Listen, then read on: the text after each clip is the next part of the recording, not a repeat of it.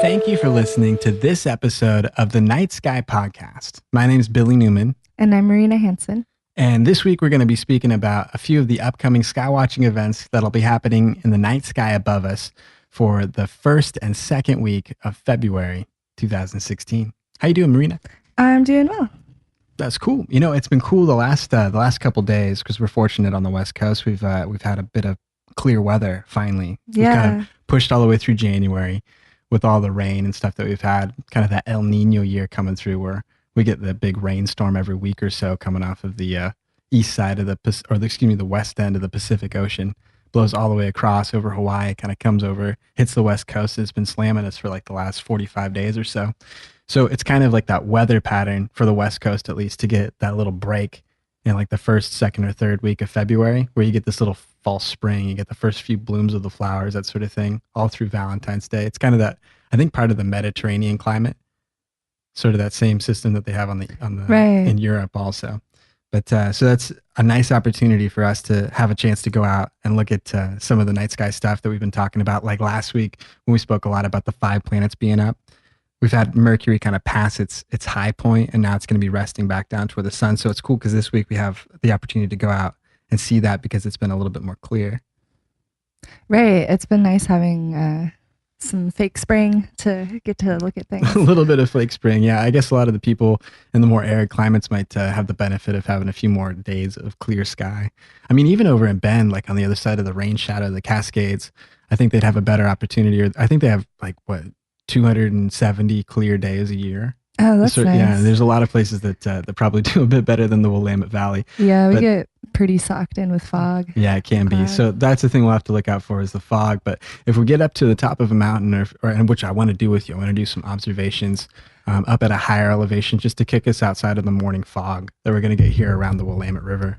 Yeah, I'd like to do an early trip out with our telescope. I think that'd be a great time too. I think it'd be cool too because if we're out early enough, it'll be dark enough and we can make observations of all the planets that are out too. I think we should try and shoot for that for sometime in the next couple days. I think it'd be cool. I'd really like to. Yeah, we should plan on it before the week's over. I think it'd be pretty fun. Who knows how long this fake spring will last? I know. It seems like it's only going to be another 2 or 3 days.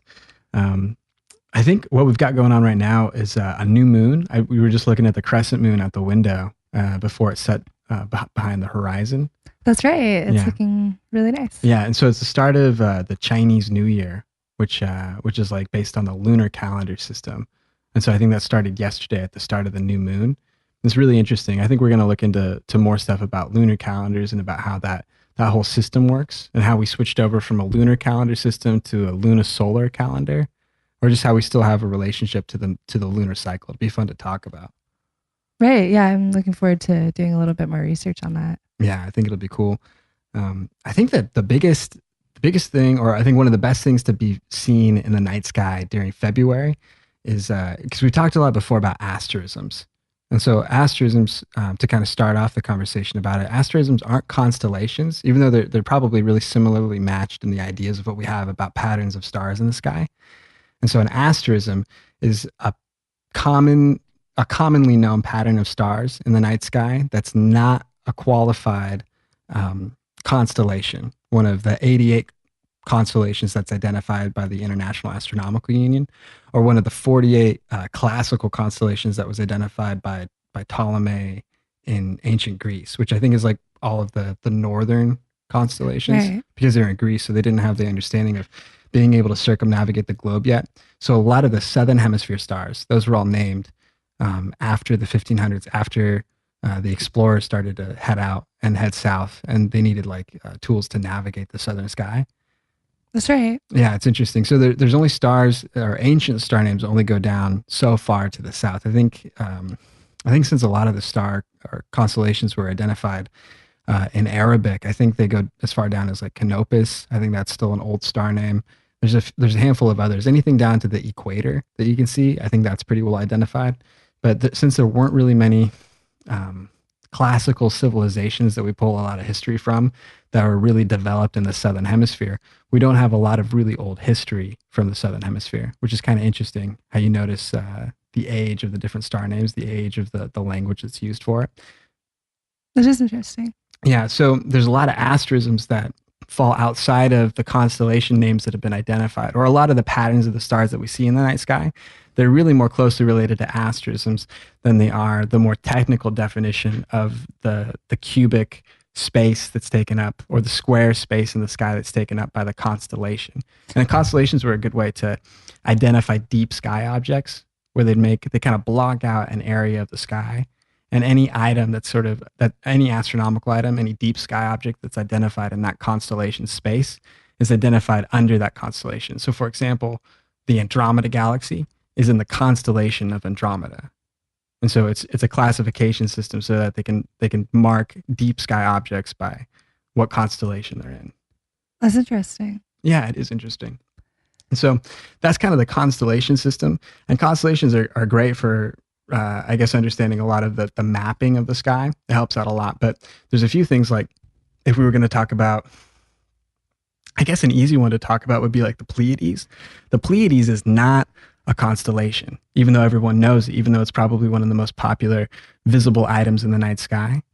And I think that it's just part of the constellation of Taurus. A lot of the times it's noted to be the tail of Taurus, like the V, where Aldebaran is the head, the horns of the bull, and then the Pleiades is supposed to be the tuft of the tail and the back end of the bull that Orion's fighting. But then there's this other mythology, I think that maybe we had talked about a little bit, where I think Orion is fighting Taurus the bull, who is stolen or is kidnapped the seven sisters of like his love.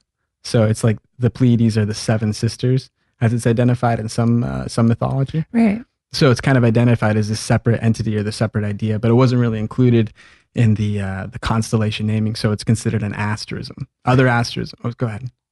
I was going to ask, are asterisms always a part of another constellation or of a constellation, or is that not necessarily true? Oh, that's not cases? necessarily true in all cases, because so like we notice in this, every element of the sky is blocked into is blocked into a constellation, right, where we're able to map the sky based on the amount of square, like cubic space that's taken up within the outline of the sky above us. But for an asterism can stretch across multiple constellations. So in the south, there's the Southern Cross, which is an asterism of some of the bright stars in the Milky Way during the summer months that identifies this cross that kind of points due north during the winter. It's sort of a directional finder that I think a lot of the explorers used to identify a position of north when you hit the southern hemisphere and you're not able to identify the pole stars anymore, like we're able to in the northern hemisphere that we get to see.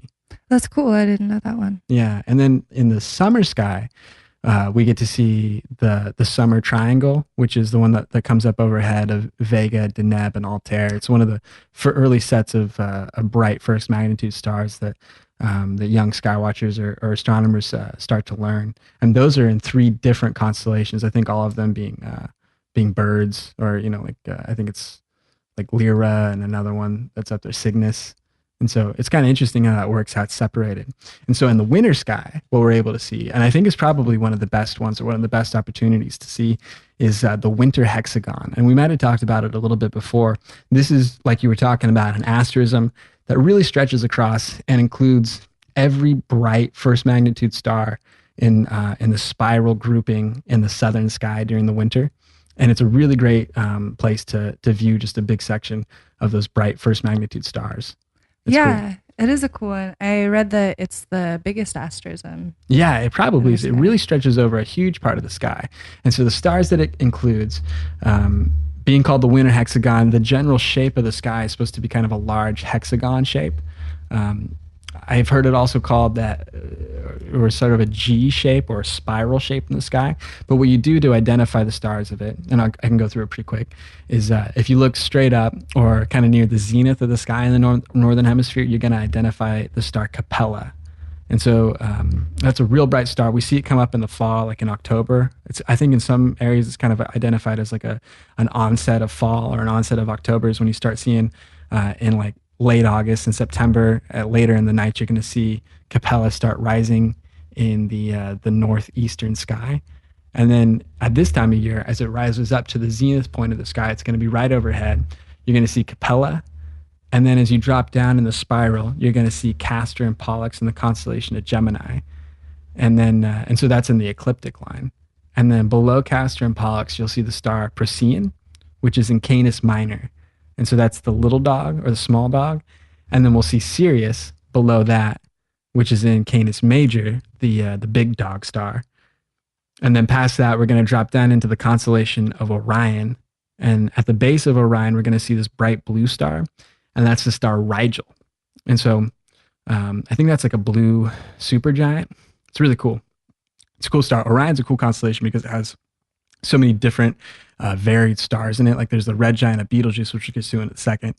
And then there's like the super bright and super large blue giant star that's Rigel. So Rigel's in the Winter Hexagon, and then up from that we get to Aldebaran in the constellation of Taurus, and then that drops straight back down to the head or the top of the constellation of Orion, where we see Betelgeuse or Betelgeuse, as it's often called. But yeah, that kind of completes the collection of all of those bright first magnitude stars in the Winter Hexagon.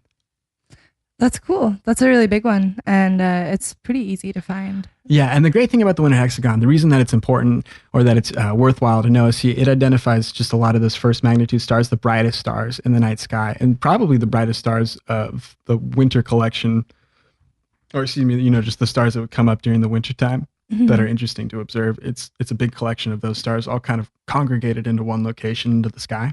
And so this kind of collection is just a real easy way to be able to identify or locate these six bright and significant stars in the night sky. So I think this time between February and the end of April is probably the best time to get good viewing of the Winter Hexagon or the Heavenly G or the Heavenly Spiral. This collection of the stars that you can see, these first magnitude stars that kind of spiral out in the northern hemisphere. It's cool though, if we were to think about this a little bit and we were to go back, or we were to go toward the southern hemisphere, culturally, we wouldn't really maybe recognize the Winter Hexagon as prominently, because as we move just a little bit further south, there's a few other first magnitude stars, really bright stars that would be showing up in our night sky. So we probably add that to the asterism that would be kind of looking at or making note of. So if we go just a little bit further south, just below the horizon that we see in the northern hemisphere is one of the brightest stars of the southern hemisphere, which is called Canopus.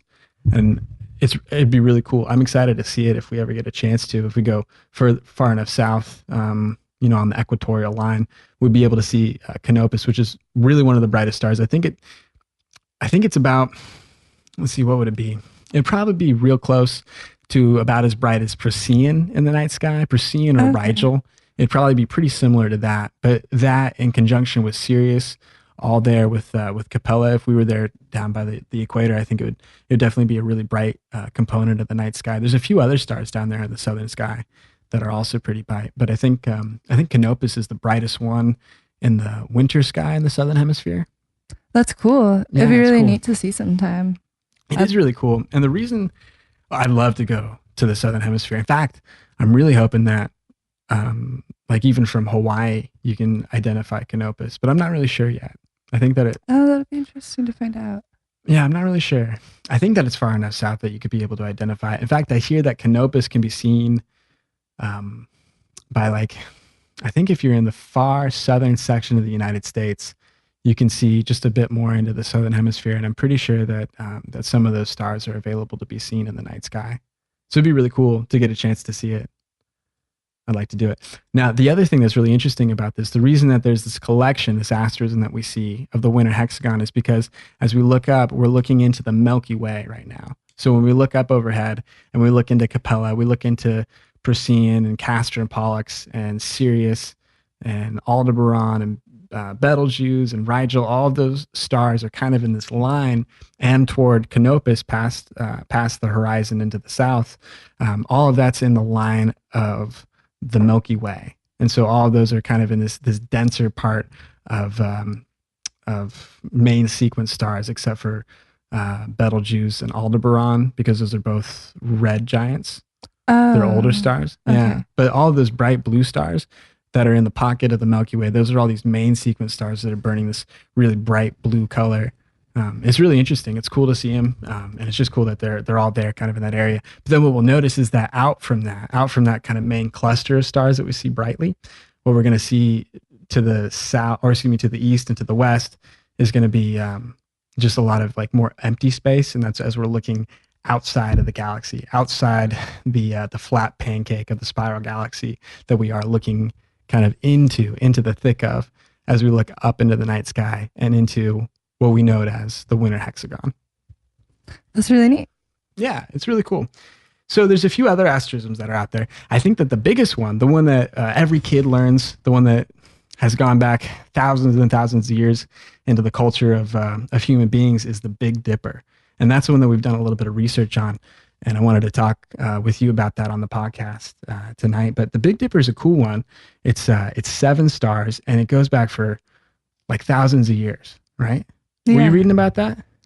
Not very much. It's interesting. There's context for the Big Dipper for the last 13,000 years of recorded history, or there's at least this perception that there may have been an oral tradition that was passed around through the North American, I don't know if it would be cultures or tribes. I don't know how it would translate, but it seems like it had made it over into the Native American cultures, into the United States also, that there's this oral history of it being considered a bear, which is sort of strange. And I guess the reason that it's brought up is that, well, I don't know, you help me explain this a little bit. It's strange that there's, 14, 16, 17 cultures that are thousands and thousands of miles apart all across the Northern Hemisphere in both Europe and Asia and North America, that all separately have identified this collection of 7 stars that we know today as the Big Dipper as being a bear. And so there's really no correlation to that. It doesn't necessarily look like a bear, even though a bear is a prominent, a prominent animal in North America. Maybe Right. it'd be something that humans would have had to have interacted with in Europe, Asia, and North America. But it's interesting that there's so many identifications of this constellation or of this asterism as being a bear. That is really interesting. It's really interesting also because the asterism, the Big Dipper, is in the constellation Ursa Major, which is a bear. Yeah, which is a bear. And so that's, I think, the dominant idea. So that's sort of a part of it, is that it's a little muddy because there's a Big Dipper, but the Big Dipper is a bear. And whatever kind of loose association that is to these other cultures that have identified that same grouping as being a bear is sort of that unknown connection. It's like, how did these Native American tribes in North America have this oral history of it being a bear?